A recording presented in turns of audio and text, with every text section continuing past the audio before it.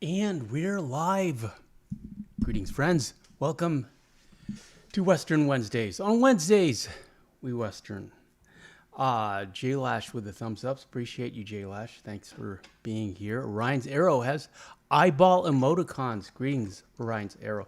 Miko Herptile says, good morning, afternoon, evening, Super Antonio, Sadie, mods, and everyone. Good morning, afternoon, and evening to you as well, sir. How's your week going? We made it to Wednesday. We are halfway through the week. Boy, do I love that new background we have. I crave this game sometimes. I see it in my mind's eye, and just want to play. Just want to be there. In the early days, I used to dream about this game. But tonight, we are not playing. We are going to discuss Pale Rider, another supernatural Western by Clint Eastwood. Your friend, Clint Eastwood, 5 years in the chat. Welcome, friends. Appreciate you being here. And if we have time, and I know we will, we shall also read a review by Roger Ebert that was written at the time, which is very cogent analysis of both the film and Clint Eastwood's directing style in the 80s. And that'll be fun.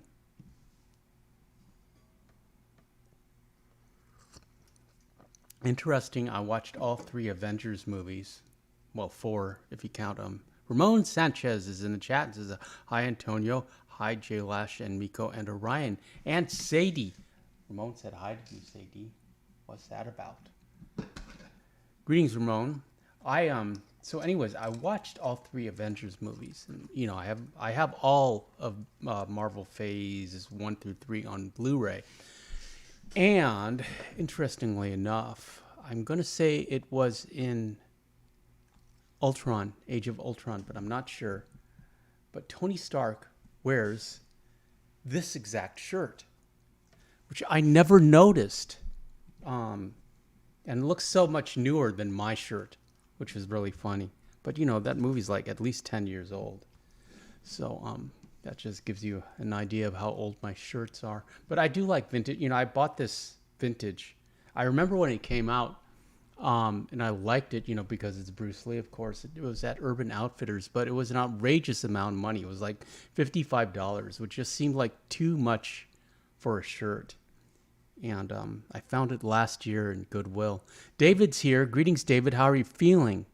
I hope you're feeling better, David. You just relax. David says, there she is for you. David says hi.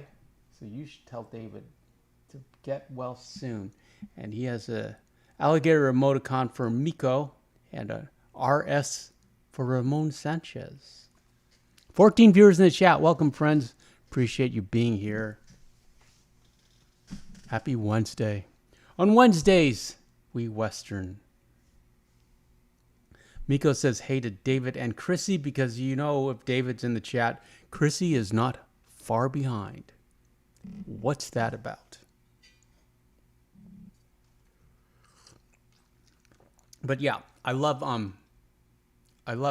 the Marvel phase 1 through 3 all the way to Endgame. And I finished those, and now I'm halfway through Guardians of the Galaxy. I'm going to watch Guardians in the Galaxy 1 and 2 probably tonight, probably after this stream. And there was one scene in Endgame, at the very beginning, where Nebula and Tony Stark, not Iron Man, are like on the ship, adrift in space, slowly running out of air, and playing football, you know, like schoolboy football. And he has to teach Nebula how to play it. Nebula takes it very seriously. She's very competitive. It's very charming. But it occurred to me that, you know, I like the scene because it shows it, you know, Tony Stark was able to get in touch with Nebula's humanity to soften her, and you know, that might be the first time Nebula ever actually got to play. I'm sure she didn't have a childhood at all. You know, she's just been trained to kill, and a cyborg, you know, for her whole, that's the only existence she's known. And but she got to have a friend, an actual friend that she didn't have to compete with Tony Stark. That's part of his charm, and she got to play, and I'm sure Gamora, before Thanos got to her, on her home planet, because she was like 4 or 5, so she got to be a little girl and to play and all that. But I don't know if Nebula ever got that opportunity. So that was nice. That was nice to see. It was a nice. She's one of my favorite characters, Nebula. Maybe even more than Gamora. At any rate, we're here to talk about Pale Rider, not the Marvel Cinematic Universe pre-Disney. So let's do that. Pale Rider is a 1985 American Western film, to quote Wikipedia, produced and directed by Clint Eastwood, who also stars in the lead role. The title is a reference to the Four Horsemen of the Apocalypse, as the Pale Horse's Ghost Rider, Clint Eastwood, represents death. The film, which took over $41 million at the box office, became the highest-grossing Western of the 80s. And the plot. In the Old West, outside of La Hood, California, in Carbon Canyon, mining baron Coy La Hood is waging a war of intimidation against independent prospectors and their families, including Hull Barrett, who is courting Sarah Wheeler. Sarah's teenage daughter, Megan, desperate for deliverance from La Hood after a gang of his men attack the mining camp and cancel her dog, prays for a miracle. Shortly afterward, a man atop a pale horse rides into Carbon Canyon. When Hull heads to town to pick up supplies, 4 of La Hood's men beat him with axe handles before the stranger fights them off with his own axe handle. Hull then invites his rescuer to dinner while the stranger is washing, notices what appears to be 6 bullet wounds in his back. When the stranger arrives at the dining table, he is wearing a clerical collar and is thereafter referred to as Preacher. Coy La Hood's son Joshua attempts to scare off the preacher with a gigantic workman named a Club. Preacher, however, disables Club with a sledgehammer blow to the groin. Coy returns from Sacramento, learns of the preacher's arrival, and unsuccessfully attempts to bribe and then threaten him. At preacher's suggestion, Coy is played by, hold on a second. Coy is played by Richard Dysart. He was in The Thing. And Richard Kiel, you know him as Jaws, played Club, the giant guy who gets the nut shot from the preacher. La Hood then offers the miners $1,000 per claim, provided they evacuate within 24 hours. La Hood says he plans to hire the services of a corrupt marshal named Stockburn to clear them out if they refuse. The miners ultimately reject La Hood's offer, despite Preacher warning them about Stockburn. Megan, the teen girl, expresses her love for Preacher, but he gently rebuffs her. Megan angrily assumes Preacher is really in love with Sarah, the mom. Preacher leaves Carbon Canyon for another town where he stops at a Wells Fargo bank. At the bank, he retrieves 2 pistols from a security box and removes his clerical collar. La Hood's men dam the creek, which forces the miners to prospect a dry bed. Megan rides into La Hood's camp, where Joshua shows her the blasting operation before he attempts to rhymes with grape. Can we say ape ray? Do you guys understand Pig Latin? Will the algorithm flag Pig Latin? Ape ray. Ape ray. Preacher arrives on horseback, disarms Joshua, and shoots him through the hand. But he didn't. Preacher saves her. Stockburn and his deputies arrive in La Hood. Coy gives them a rough description of the preacher, which startles Stockburn because the man Coy describing is dead. Spider Conway, one of the miners and Coy's farmer partner, discovers a large gold nugget in the dry creek bed and rides into town with his teenage sons, where he yells drunken abuse at LaHood from the street. Stockburn and his deputies gun him down, with Stockburn himself shooting Spider in the head. Stockburn sends a message that he wants Preacher to meet him in town.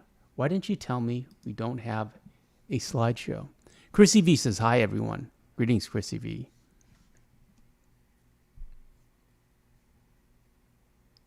Stockburn sends a message that he wants Preacher to meet him in town for the next morning. Sarah begs Preacher not to go and tells him she will marry Hull despite her feelings for the Preacher. The following day, Preacher and Hull blow up LaHood's mining site with dynamite to stop Hull from following him. Preacher scares off Hull's horse and rides into town alone. In the gunfight that follows, he cancels all of LaHood's men when they attack him, except for the two who run away.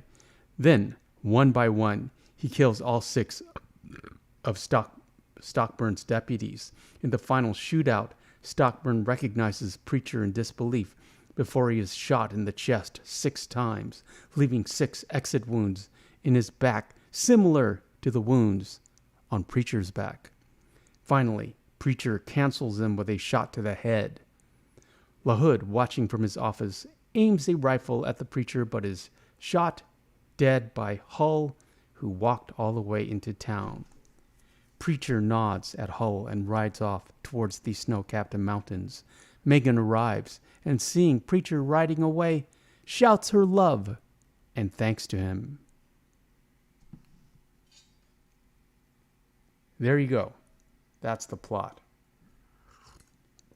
Pale Rider was primarily filmed in the Boulder Mountains and the Sawtooth National Recreation Area in central Idaho, just north of Sun Valley.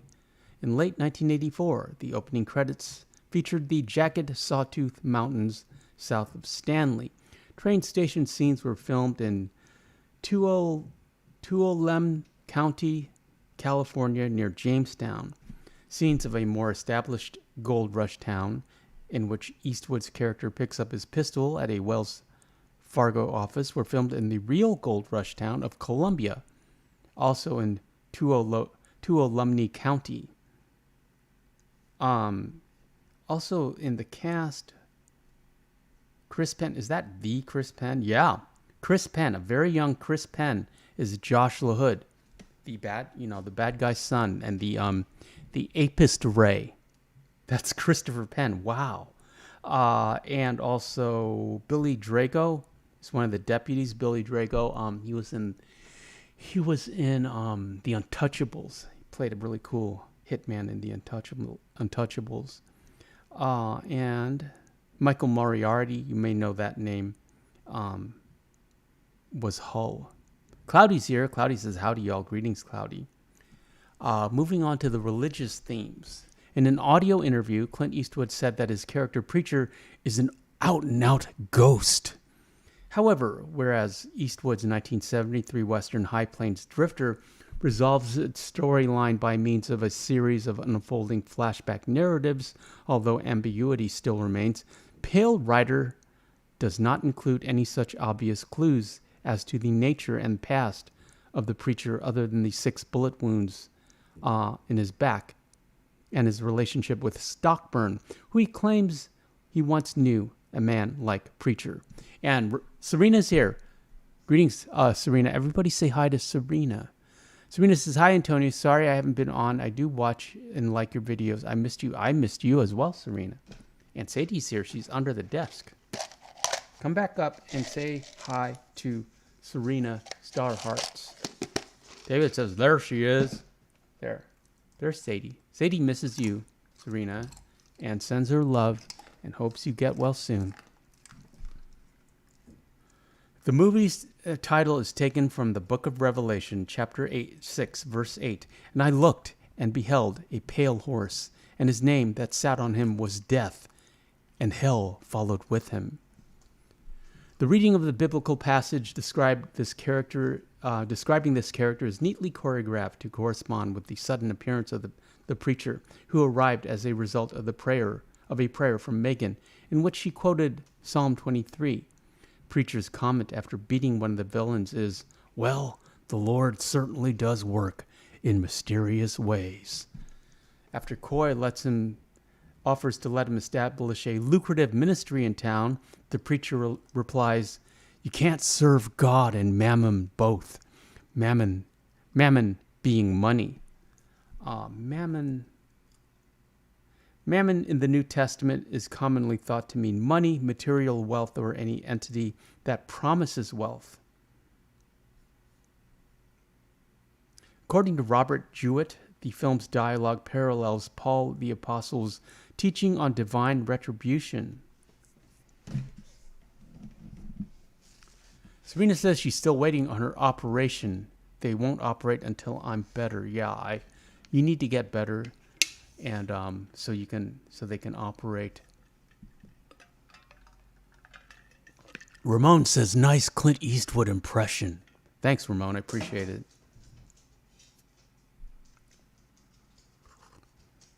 Think about the only impression I can do. On Rotten Tomatoes, the film has an approval rating of 93% based on reviews from 29 critics.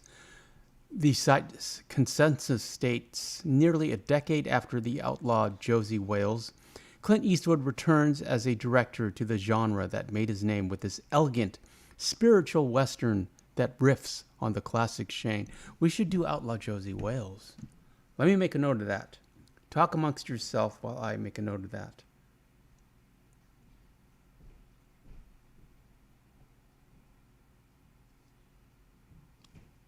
Excellent idea. Serena says, "You poor thing, David, thinking of you in my prayers to you and Chrissy." Serena, we're thinking of you in our prayers.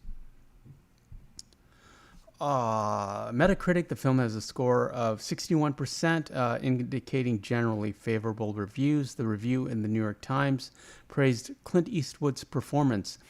This veteran movie icon, even in 1985, he was already an icon, handles both jobs, lead actor and director, with such intelligence and facility. I'm just now beginning to realize that. Though Mr. Eastwood may have been improving over the years, it's also taken all these years for most of us to recognize his very constant grace and wit as a filmmaker, concluding that it's so evocative of a fabled time and place that it never allows the movie to self-destruct into parody. Pale Rider is the first decent Western in a very long time. The reviewer in the Washington Post dissented, finding that pretty soon we recollect why the Westerns lost their appeal. The movie is real pretty, full of little gold aspens and snow-capped mountains, but it is slow, dark, and badly timed.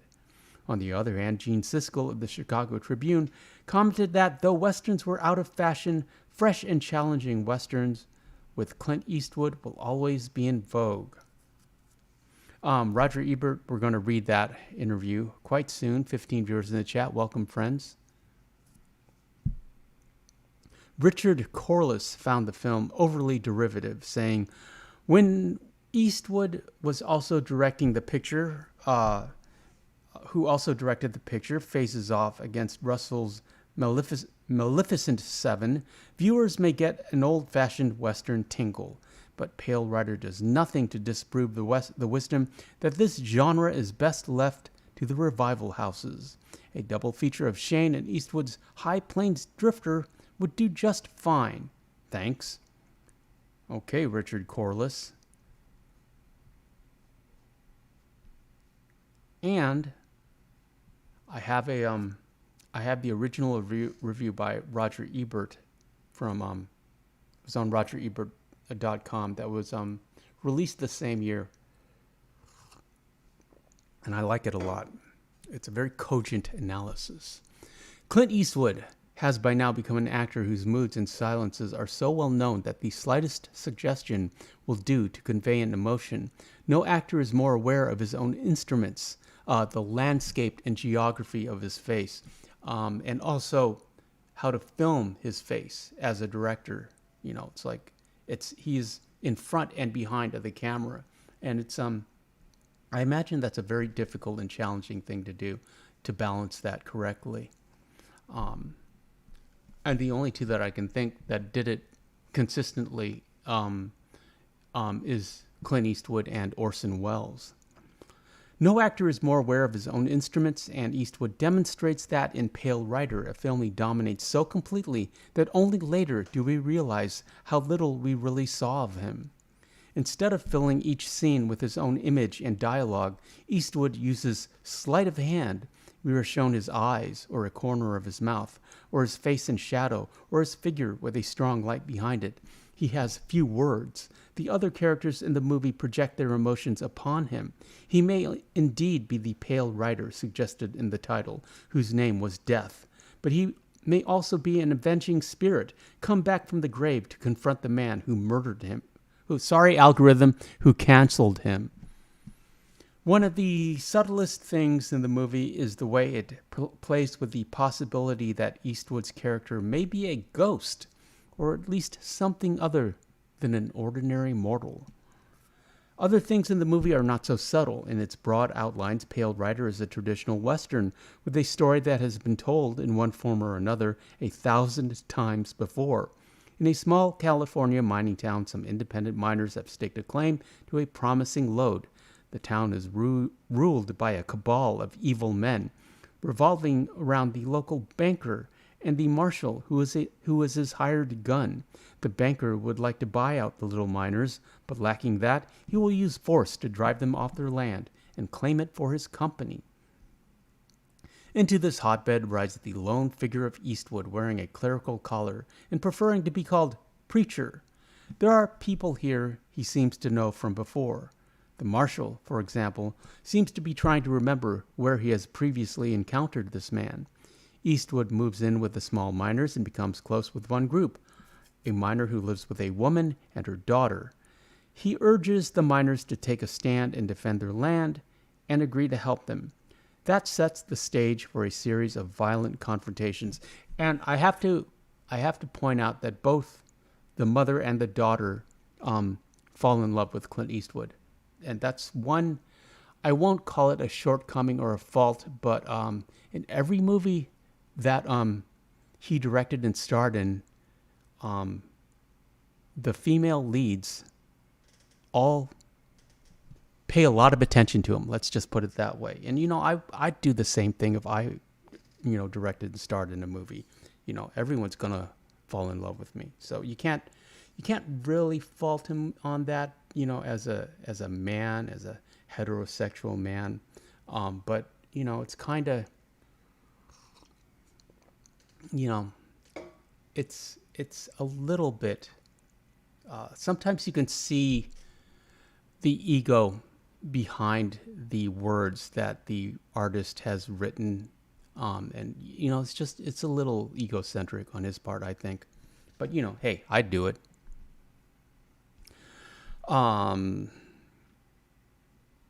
Even in $1 Million Baby, where there was like a 50-year age gap,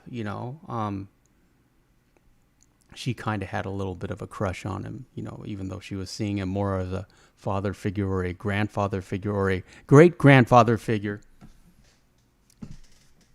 As the film's director, Eastwood has done some interesting things with his vision of the West. Instead of making the miners' shacks into early American antique exhibits, he shows them as small and sparse. The sources of light are almost all from outside. Interiors are dark and gloomy, and the sun is blinding in its intensity. The Eastwood character himself is almost always backlit, so we have to strain to see him, and this strategy makes him more mysterious and fascinating than any dialogue could have. There are moments when the movie's myth-making becomes self-conscious. In one scene, for example, the marshal's gunmen enter a restaurant and empty their guns into the chair where Eastwood had been sitting moments before. He is no longer there. Can't they see that? In the final shootout, the preacher has a magical ability to dematerialize, confounding the bad guys, and one shot of a hand with a gun emerging from a water trough should have been eliminated. It spoils the logic of the scene. Josh Higdon says, "What's up? Greetings, Josh. Happy Wednesday." But Pale Rider is overall a considerable achievement, a classic Western of style and excitement. Many of the greatest westerns grew out of a director's profound understanding of the screen presence of his actors. Consider, for example, John Ford's films with John Wayne and Henry Fonda. In Pale Rider, Clint Eastwood is the director, and having directed himself in 9 previous films, he understands so well how he works on the screen that the movie has a resonance that probably was not even there in the screenplay. Like I said, a very cogent analysis. Got my green tea. And that, my friends, is Pale Rider, 1985 film by Clint Eastwood. Other 1985 movies.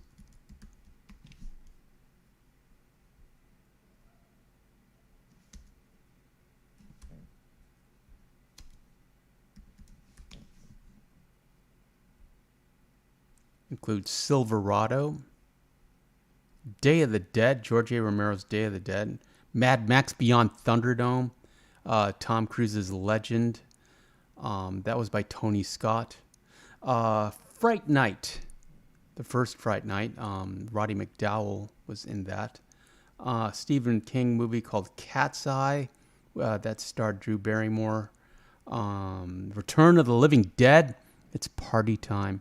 That's a great movie. That's probably one of my favorite zombie punk rock movie. The Reanimator. Another great movie. A lot of horror movies. The Bride, that starred Sting from The Police and Jennifer Beal.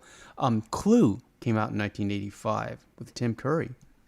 And let's see what else. Movie called Life Force, a space vampire. And Silver Bullet, another Stephen King. 1985 was a really good year for Stephen King. The Goonies, classic. Nightmare on Elm Street 2, Freddy's Revenge. And Brazil by Terry Gilliam.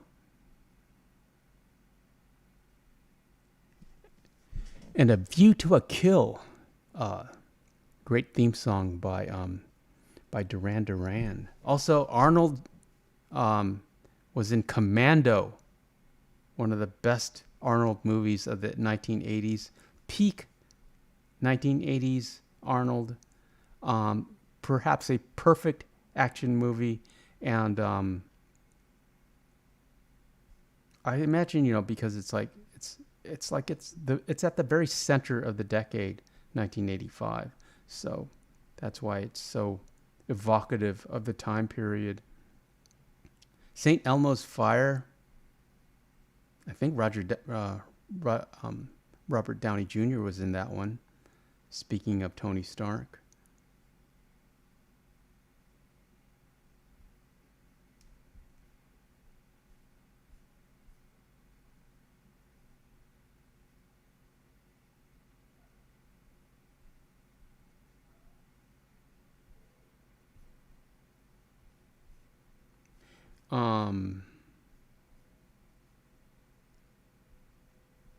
Silver Bullet.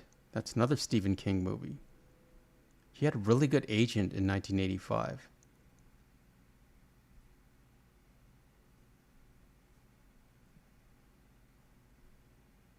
Chuck Norris movie called Code of Silence. The silence was the code. And Back to the Future. Oh my God, Back to the Future is from 1985. 1985 is the year we need to go back to see all these movies in the theater.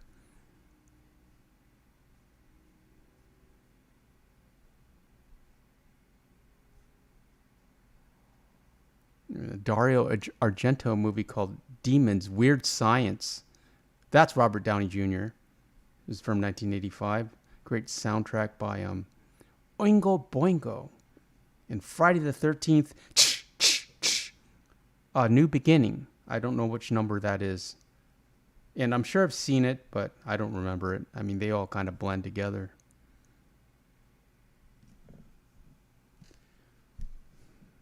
Serena says, I really miss playing Red Dead and GTA Online. I don't even know what is going on. I miss uploading. And Mama One's here. Everyone say hi to Mama One. Mama One, Serena's here, and so is David and Chrissy. And Papa One says, hey, friends. Mama One, we were talking about Pale Rider. Miko says, hello, Mama One and Papa One. And Sadie's here under the desk. Come back up and talk and say hi to Mama One and Papa One. They miss you. Hop, Papa. Hop, hop. Thank you. Cloudy says, Star Hearts, you can deliver pizza in GTA Online now. LOL. Cloudy is laughing out loud at what he just said. He made himself laugh. Technically, I am LOLing at my own joke. What's that about? Mama One says, hey, Chrissy, and hey, Cloudy.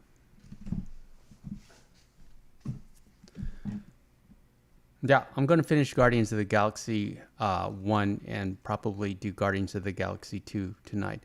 And Serena says, really, Cloudy, awesome. I can't wait to play online when I'm better. Yeah, I can't wait either, Serena. You got a lot of catching up to do.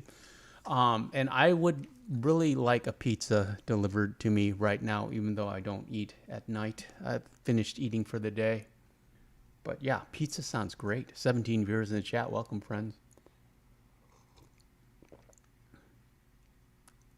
Clint Eastwood's horse in this movie looks a lot like the the dapple gray Hungarian half-bred, which you can steal from her roble. Free Roam Fridays is we're continuing with the Bad Honor missions for the future Bad Honor commentary and playthrough. Cloudy says, nice to see you as well, Papa One. Yeah. How is everyone tonight? 17 viewers in the chat. Welcome, friends. Mama One, what's for dinner?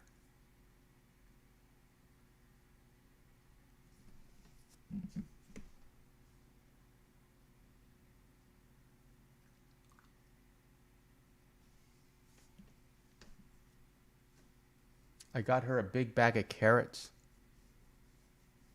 Papa One says, we are on the road this week. We are currently in Kentucky. We are selling some horses to a guy who runs an Arabian show.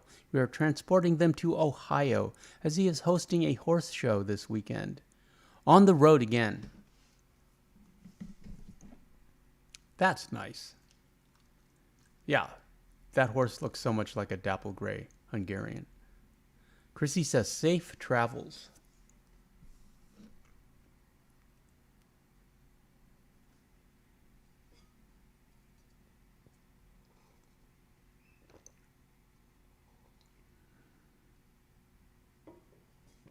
Papa One says, he says there will be race-winning thoroughbreds. I'm trying to buy some to get some studs to breed thoroughbreds. That way you can have infinite thoroughbreds.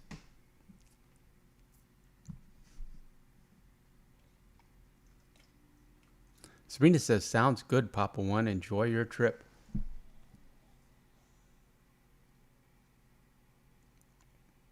Yeah, what have I been doing? Just been, working out, watching movies, enjoying my summer. Not exactly taking a vacation from the channel, but, slowing down a bit. We'll get back into it. We'll get back to it. Just can't do everything all the time. I said earlier, I do crave this game. Miko says, just watched a video on rodeo on the big island of Hawaii. Not where I expected a rodeo to be. Lots of people were there too. What's that about? Chrissy says, David had a citrus chicken, Mexican rice, black beans, cabbage, avocado with a homemade green salsa. That sounds delicious and very heart healthy. That sounds great, Chrissy. I'd eat that.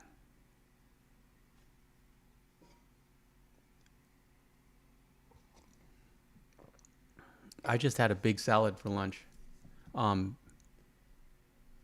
Mainly because I was too lazy and bored to make anything else. And I had all the ingredients. Chrissy says, all very low sodium. Yeah, you can put some chopped celery in there if he's craving saltiness. And that might help a little bit. Mama one says, thank you all. We are staying at a friend's farm. It's not fair to keep horses in trailers all night. They need to move around. But we had grilled rabbit and a salad tonight. Yeah, and what's for dessert? I had the last of the banana bread for dessert, and now I'm all out. Cloudy says, I finally finished Fear the Walking Dead. I would rate it at 6 out of 10. I think it, like all, the Walking Deads, it started strong and then just turns into a misery fest.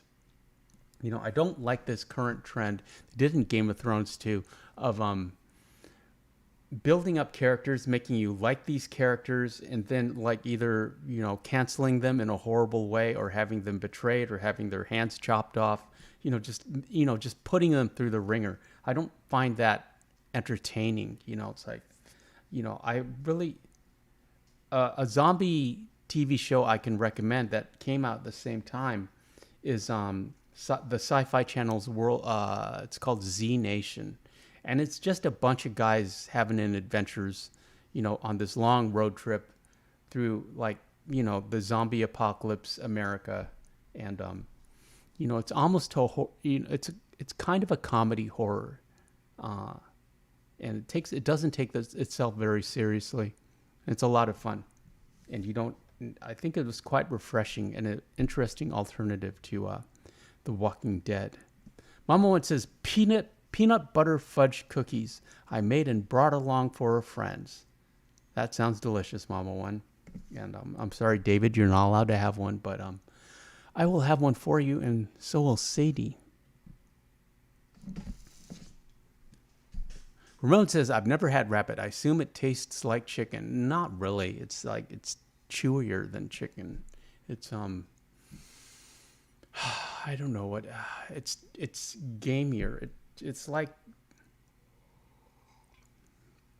I imagine it's all in the way it's cooked, but to me it was really dry, and it was more like chicken with the consistency of steak. Mama one silently sneaks David a cookie. I'm sure he could have half a cookie. Chrissy says he actually ate it and kind of enjoyed it because the green salsa is packed full of flavor. Well, I'm glad he's getting his appetite back, Chrissy. That's very important. And I really enjoy talking about him as if he's not here. And Serena continues, that's awesome, Chrissy. Glad David enjoyed it. I hope he's smiling and hope his dogs are surrounding him with love. Cloudy says, lots of episodes were boring, but I had to see how it ends. The ending was really good, in my opinion. Yeah, sometimes I'll just consult the Wikipedia. I don't want to invest the time. It's like if I'm getting bored with a movie, but I want to see it to the end, I'll just consult the Wikipedia. Good old Wikipedia. Oh, and one thing on Amazon Prime that I always want to tell you, because I'm sure you're just like me. When you watch a movie, you have your phone by your hand, so you can if you see a character or an actor that you recognize, but you can't place, you immediately look them up to see, where have I seen that before? And Amazon understands that so much that they do a thing where if you hit up on your the up arrow on your remote while you're watching something on Amazon Prime, it will give you a list of the characters or the actors in scene, and also what music's playing, and of course a link to if you care to buy that song, but you don't have to do that link. But and if you click up again, it'll diminish the screen so you can still watch, but it'll have a list of all the characters or all the actors that are in this show, and you can you get little bios on them. You can see who. It's like a mini Wikipedia page. What else they've been in, who they're married to, their height. So you can compare heights of if that's interesting to you, and it's very interesting to me for some reason. I but I just, because camera levels, it's like you have to like put some people up on boxes or put some people down in trenches.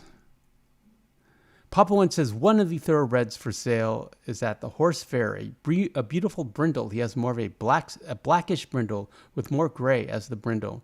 And Chrissy says his dogs cannot be around him. We have to hold them to visit. They are big and can hurt him. Oh, that's sad, Chrissy, because I'm sure those dogs don't understand. Papa One says his name is Gladiator, and are you not entertained? He's won several major awards for racing, according to his pamphlet. Asking price is $90K. It's actually a good deal for a race winner. Thoroughbreds are some of the most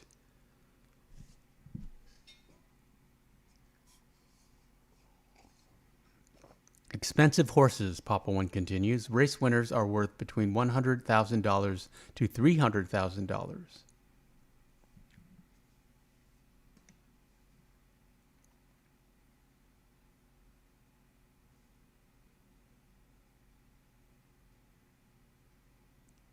Yeah, I remember I was friends with the with a FedEx driver um, at one point, and I asked him, "What's the weirdest thing you've delivered?" And it was a horse from Saudi Arabia. What's that about? So that's where I learned how expensive those horses could be.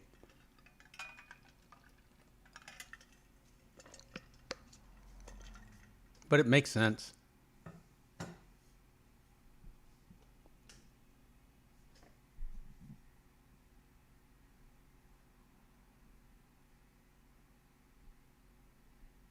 Yeah, and that feature, I don't know what it's called, that Amazon feature, it works better with like the modern movies. They've if like popular ones like from the past, they'll add it, but they're it doesn't their entire catalog does not have that feature, but certainly the modern things do.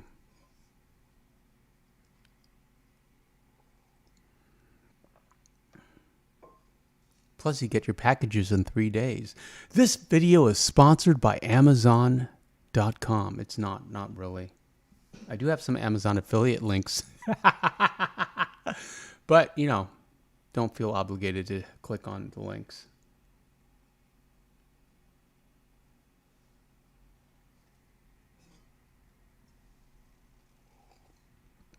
I wonder, Clint Eastwood was super old. I think he's 98. So I think I would assume he's retired.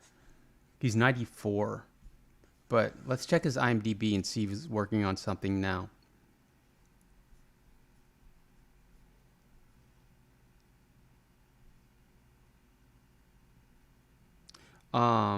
His last movie was 1994. It's not 1994. Hold on. It was Cry Macho, which I did not see. Here we go.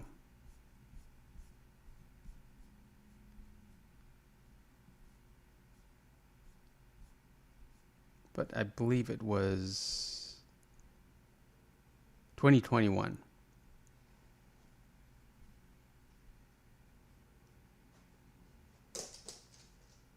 And oh, here it is. It's a movie called Juror Number 2, and he just directed it. So yeah, he's got a movie coming out. That's great. Search Google for Juror Number 2. An upcoming American thriller film. It stars Nicholas Hoult, Toni Collette, Zoe Dutch, Leslie Bibb, J.K. Simmons, and Kiefer Sutherland. Family man Justin Kemp, while serving as a juror in a high-profile murder trial, finds himself struggling with a serious moral dilemma.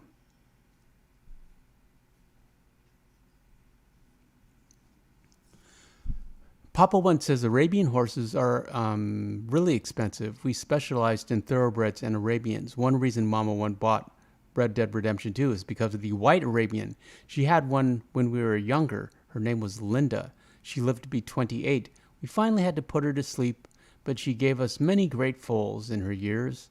She was one of the highest-rated Arabians and breeders for years. Mama One had a special connection with her. And Trump, Red Dead Redemption 2 says Firefox is an underrated Eastwood movie. That's interesting. Trump, Red Dead Redemption 2, even though I don't want to get political on this channel. Firefox, it's a Cold War movie. Firefox from 1982. Where you have to steal, where Clint Eastwood steals a smart plane.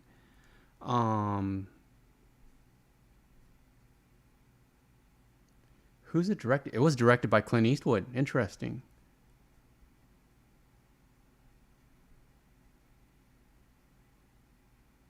Hortus says, "Hey folks, greetings, Hort. How are you, friend?" Mama One says, "Who agrees with me that Papa One should buy a thoroughbred foal and name him Super Antonio in honor of Super Antonio?" I would certainly be honored, and you always make me laugh, and I'm very charmed by that idea. But no, don't do that, because it might, I don't want you to ruin the resale value of your horse. Ramon says, "I saw Firefox in the theater. It wasn't great." And Trump Red Dead Redemption 2 says, "Hi, Amico." I don't know if I'm allowed to say that name. I don't know if the algorithm will let me say that name. You're only allowed to have one opinion on the algorithm on YouTube, and regrettably, that is not an opinion that you share. Or that we share. But we have to talk in code. Much like the early Christians who had to paint fish on their chests because they were persecuted by the Romans. What's that about? Render unto Caesar that which is Caesar's. Chrissy says hello to 45 Red Dead Redemption 2. Isn't that clever? I'm so clever. I'm too clever. 45 RDR2. Papa One says, "It's a running joke with us. I told her one time I'm going to buy a thoroughbred and name it Super Antonio, or if I can find Silver Dappled Pinto Missouri Foxtrotter, I'll name her Biscuit." Yes, I agree with the Silver Dappled Pinto.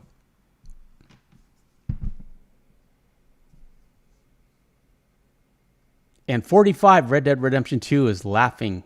I'm glad I made you laugh. Here's hoping he makes it to 47. Honestly, I don't think, it's like Grand Theft Auto 6. I'd like it to be great. I don't think it will be great. I don't think that's possible. And I don't think the Democrats are going to let him win, to be honest. But that's just my opinion. I don't know. I don't know what I'm talking about.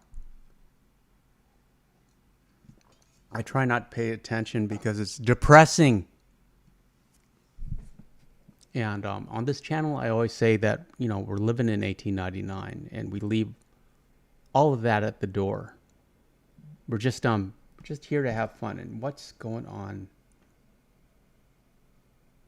with my phone? Please stop right now.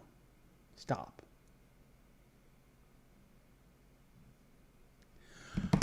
I'm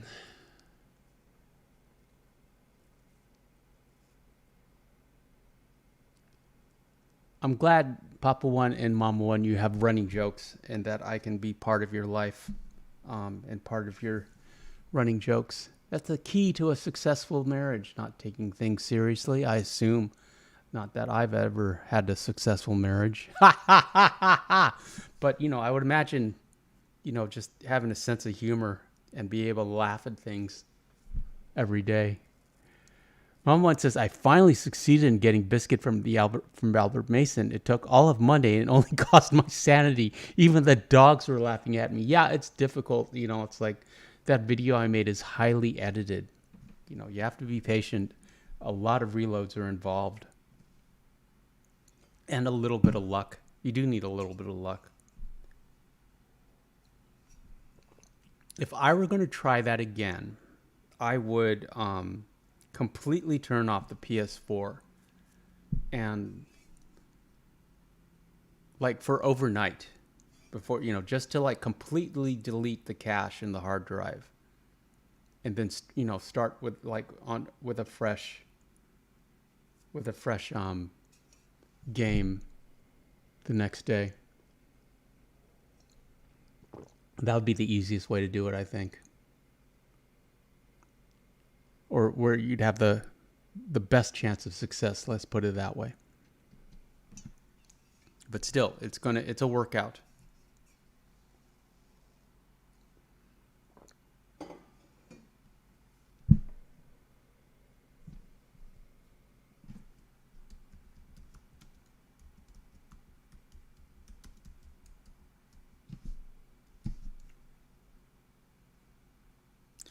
Uh, 45 Red Dead Redemption 2 says, ever seen The Keep?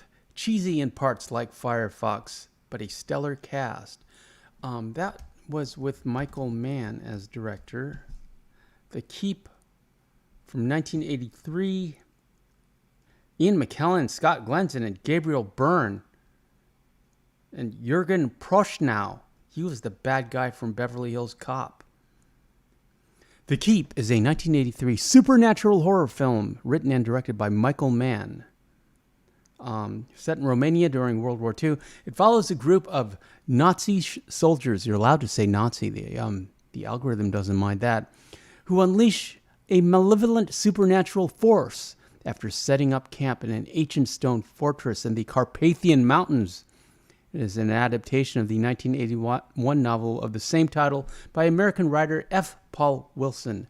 The musical score was composed by Tangerine Dream. Is Michael Mann still making movies? Or is he... He did Ferrari, which I didn't see. Last movie that I saw by him was Public Enemies from 2009, and that was because it was Johnny Depp. But he did he did Last of the Mohicans. That was one of my dad's favorite movies. Heat, great movie. The Insider, Ali, Collateral, Miami Vice, which was his TV show. He did that in 2006.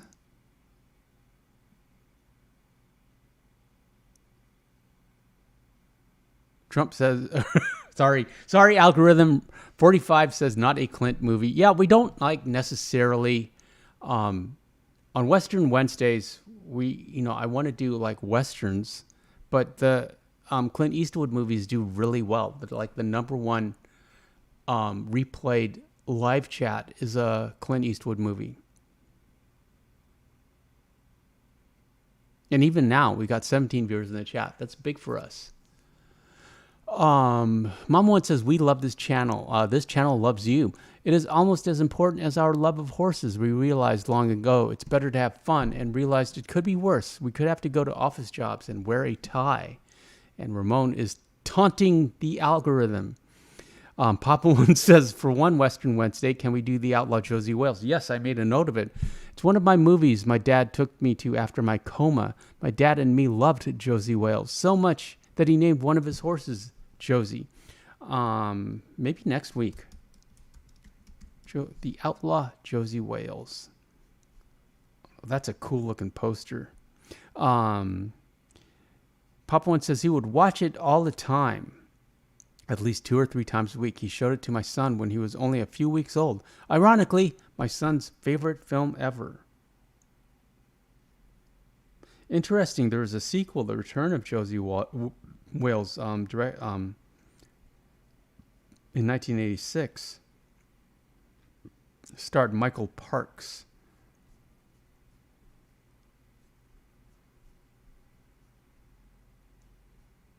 Yeah. Yeah, let's do it.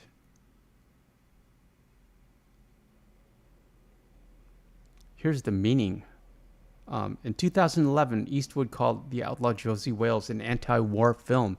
And the quote is, "As for Josie Wales, I saw the parallels to the modern day at the time. Everybody gets tired of it, but it never ends. A war is a horrible thing, but it's also a unifier of countries. Man becomes his most creative during war.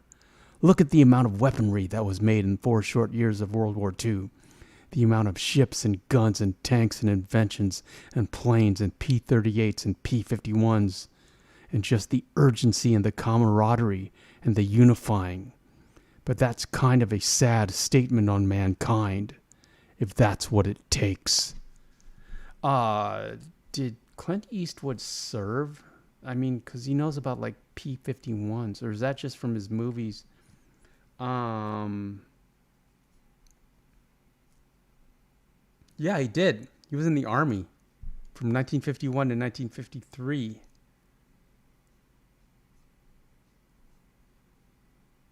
He was he was he was in the Korean War.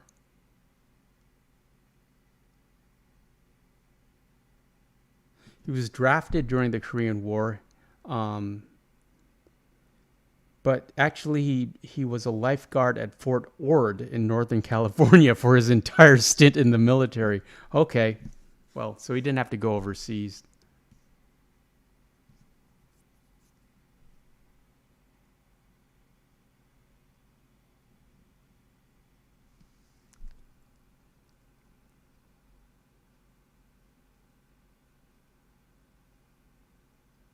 Um, Papa One says World War One even advanced technology even more than World War Two. Yeah, it's like you read that, you're always fighting the previous war, the strategies of the previous war, and that's so regrettable that the World War One, they were fighting with 19th century strategies and 20th century weapons. Basically like cavalry and what do you call those? Like that where you just kind of like set up in formation, which goes back to the Romans. Papa One, were you here when I was talking about push-ups, the history of push-ups, which goes back to the Greco-Roman days, and because it's nature's perfect exercise. But even the Roman soldier, the Roman army, they had incorporated push-ups into their fitness regimen, and they're the first. And so did the Greek armies. But it's just fun to think of the Roman armies up to like modern day. All armies use push-ups. I did my push-ups this morning. Mama One says All Quiet on the Western Front would be a great film from 1979. Yeah, we might do that.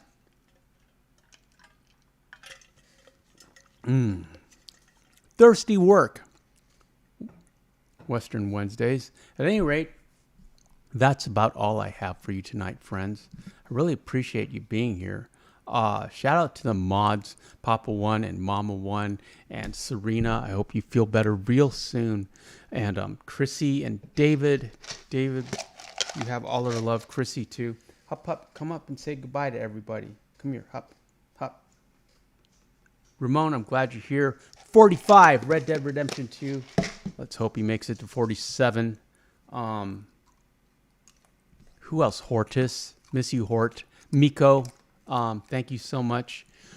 We shall return on Fridays because on Fridays we free roam. Thank you, friends. Enjoy the rest of your week.